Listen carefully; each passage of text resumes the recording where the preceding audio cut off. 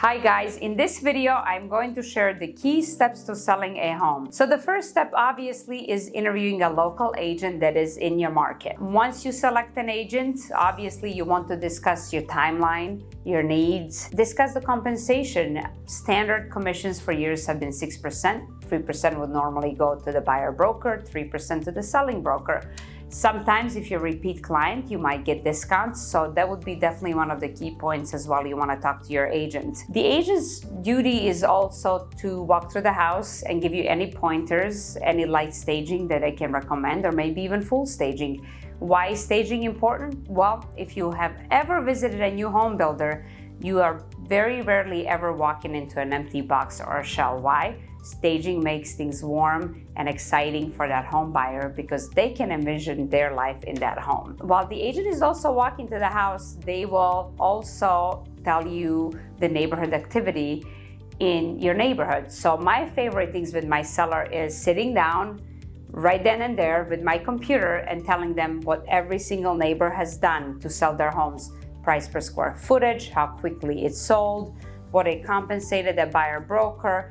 Anything else we need to know, I will point it out right there and then at the computer, at the kitchen table, so they can be educated what their neighborhood is really doing and not just reading online what the market is doing in general. Once you select your realtor, you're going to take professional photos. The photos are usually done by a real estate agent who will again have the connections and their favorite photographer or videographer that they choose.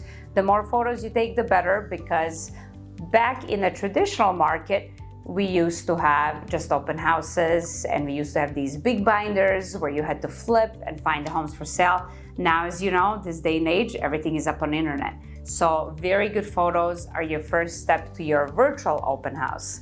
Once the buyer is interested and that house piques their interest, they will tell their agent, or do keep an eye on the physical open house that home is going to have. Another key point that you should think about when selling a home is what type of market are we in? Currently in Arizona, we are in buyer's market, so the sellers have to stay a little bit ahead of the curve with pricing. And the reason why that is important, if you price your home well, you will avoid having those awful price reductions. And again, it all depends on your timeline. Are you looking to sell quickly or you have more time? The next step would be, hopefully you get an offer very quickly. And once you get an offer, looking at all the terms. How quickly does that buyer want to close on a home? What type of timeline you need to move? Looking at the closing costs.